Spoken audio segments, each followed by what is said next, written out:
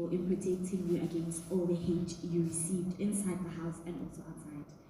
And the second question is, well, we saw the tweets last night and some of them were very, very sour, and some of them actually said that one of the reasons, well, actually the main reason why you won was because we sang Ngoma. How do you think of how you're going to navigate that? And yeah. Being Isangoma is not something I asked for in life. It is a gift. It is who I am. That's why I am Kuabadimu. It shows that I am of the gods, whether I run from it or I am for it. Being in the house has shown me a lot, and I learned a lot from all the housemates that walk those doors. And I've taken from them as much as they have from me. And I had my guard up for the longest time. And you go through Sangoma phobia in your community, and you think that, you know, it should be a norm. And I went in the house rocky at start, but I felt acceptance at a later stage in the house. I did introduce myself in the first week, and I did say Nisangoma, but I did mention that I'm not a magician, I'm a healer. I was not there to make magic. And if I was not meant to be there, Islam would have not allowed the situation to happen. So I went there and I was myself, and I broke stereotypes so that within being Isangoma, there still exists a human being, you know, that goes to life, oh papa, you know, and I lived my best life in the house. So I kept faith in the house a lot. That was all I had, that was all I could do, because I was trapped in a space of or does she have something she's going to use, or it's not, and I did not hide whenever I would pray. And I did show that Idlozi is not something you can touch with your hand, it's within me, it's the power I walk with. So my faith carried me in the house, and winning was destiny. It was a dream that became reality.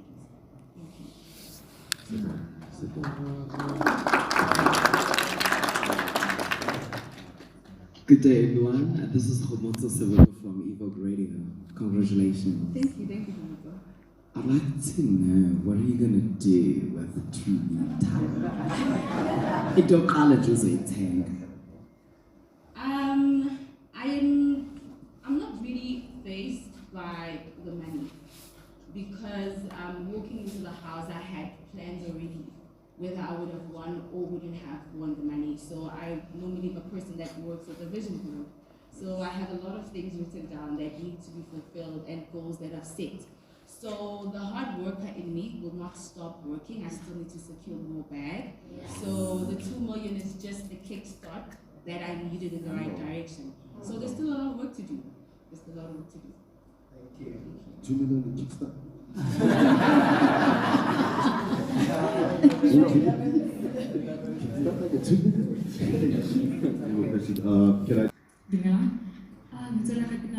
From the citizen. I have 2 questions actually. It can be directed to the housemate or the winner or the runner-up, and also Shirley. I just wanted to ask, with how different the 2 seasons were to this one, in terms of the first week you guys had to open up and you didn't know each other's names.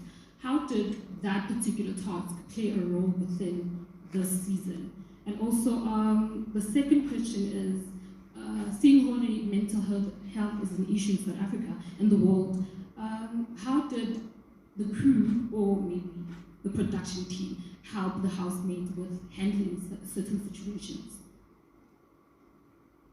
Okay, I'll take the first question. In terms of the first week, this season of Big Brother Mzansi was the comeback season, and we are in a very woke generation of youth, and we are all realigning ourselves to ourselves. And the eye literally chose us, and I wrote something in the house that Big Brother saw us when we had thought the world had forgotten about us. So coming into the house was more of a healing process and a self-discovery for most of us.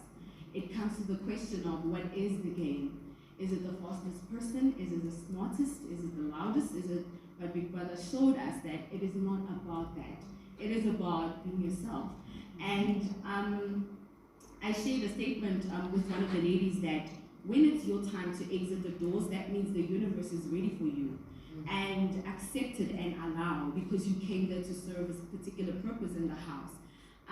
This season was nothing like I've ever watched myself, being a fan of the show. And I know people expected a lot of sex, a lot of fights and all of that, but we came there, we've been struggling to put our names on that wall. And us getting to that platform, we worked for it, because being on the show is not easy. So it was a big thing for us, we didn't want to mess it up. So I think it came full circle to show the kind of youth, or reflected the youth that lives in Mzansi streets. We are a woke youth, a focused youth, a determined youth. And that is why the season was vacant, because we were literally going through phases every single week in the house. And that's that for that State of the Nation address.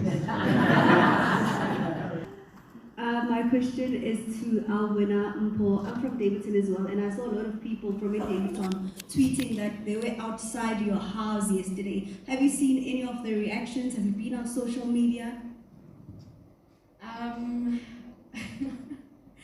Okay, so coming into the show, I actually left my phone at home because I really wanted to disconnect, and I'm really a homebody, so I don't really know what is happening. I just heard about that.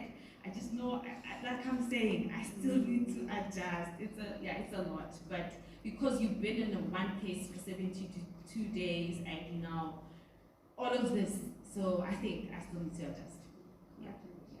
No, just speak to Cash. Cash has a vision. So it's clear out to do everything. Down.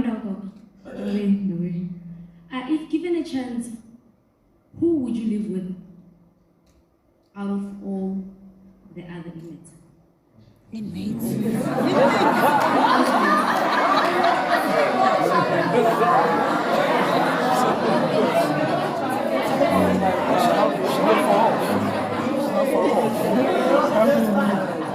If you did not know, today, all other humans. Okay? So, if Big Brother, but you choose a partner. I enjoy a very tidy space and I love to eat. So it'll definitely be Sis tomorrow for cleaning and tools for the cooking. Yeah, but tools wouldn't leave anything behind. Okay. Any more questions? This is for the housemates who've been out for a bit. I do understand, as Sipa said, that you guys do go through a debriefing session. You see a psychologist before you get back into the world. But I just want to hear from you guys how you've been dealing with social media. From the comments that people make about you, appearances, things you say, things you've done. How have you guys been coping with that? Hello everybody, as you know, I'm vacation. And the reason I want to answer your question is because I had a lot of comments that were not as great. And how I went about it on social media is I focus on the positive comments. So they will be good, they will be bad. Yes, I read the bad. And obviously it's something that, it's like, if you see it and you're like, oh, I need to work on this, then that's great. But if you feel like, this person is just projecting, then you keep it moving. But more than anything, I got in there knowing myself, understanding myself. And anything bad that was said about me, number one, I told myself, I know why I'm in the house. Number two, I understand what triggers me, so nobody else can tell me how I should respond to what triggers me. Number three, just keep calm. Like, people will always talk. You said it yourself, cancel culture. You know what I mean? So just keep a clear mind and a clear headspace. And I think most of us here, we all have some positive and negative comments roaming around, but we're humans at the end of the day. It's gonna hurt, but you need to focus on the positive just so you can, clear it. Yeah. Okay. Do you? Hi everyone, I'm BU. If I understand correctly, the question is, how do we deal with with social media. I can see who asked the question. Hi. Okay, I'll tell you about myself and I'll tell you what I've seen from the other housemates. From me, I wasn't, how can I put it? We've never been in this situation before. So there's no guidebook.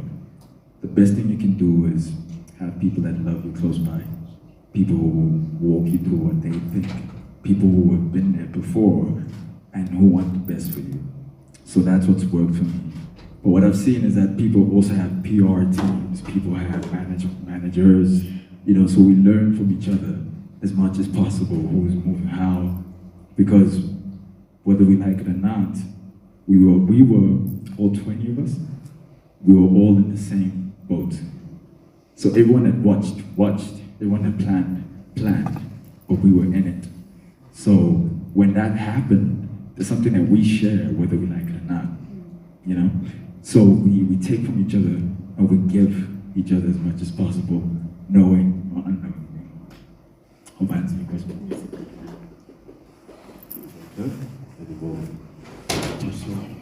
Hello, it's Hummus again from Evoke Radio. I'd like to ask all the housemates, including the winner.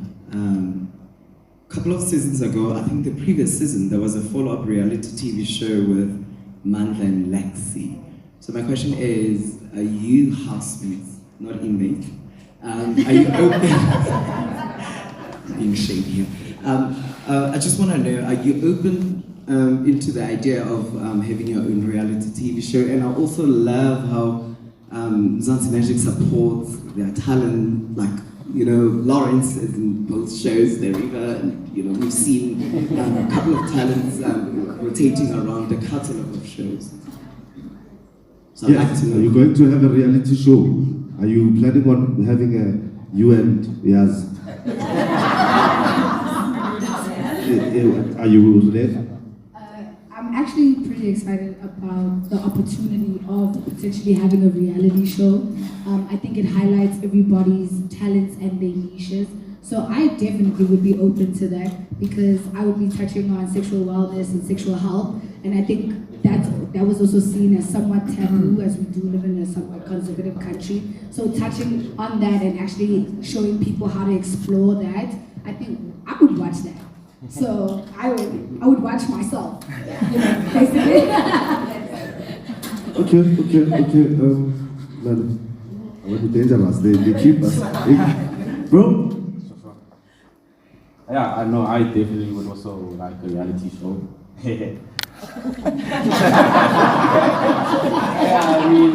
Being the youngest in the house, just showing how I'm going through this journey, how I will go through the journey. It would be dope. I'm open to that. Why not? It's definitely something that we dope.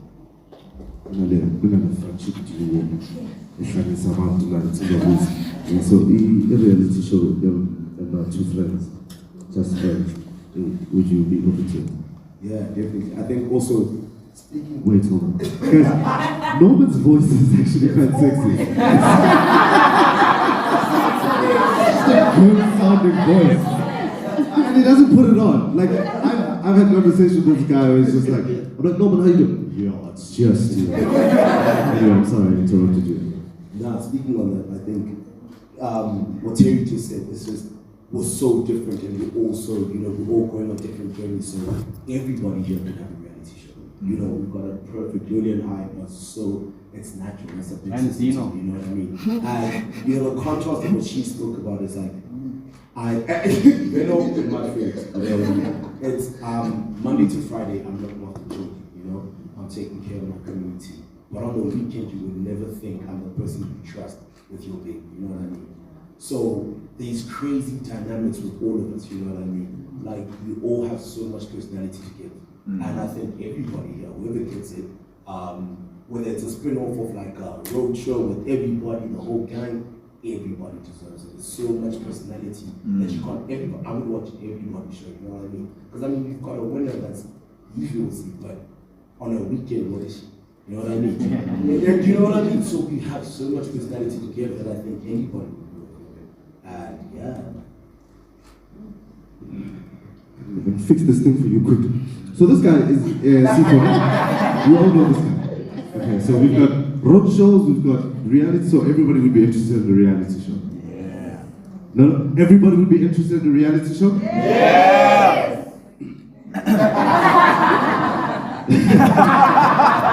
Do you have any more questions? Oh, there's a question right there. Okay, I have 3 more questions, right? 3? Okay. Are any of them finance related? No. Okay, cool. And then to the housemates is, what was your guys' favorite Saturday night party?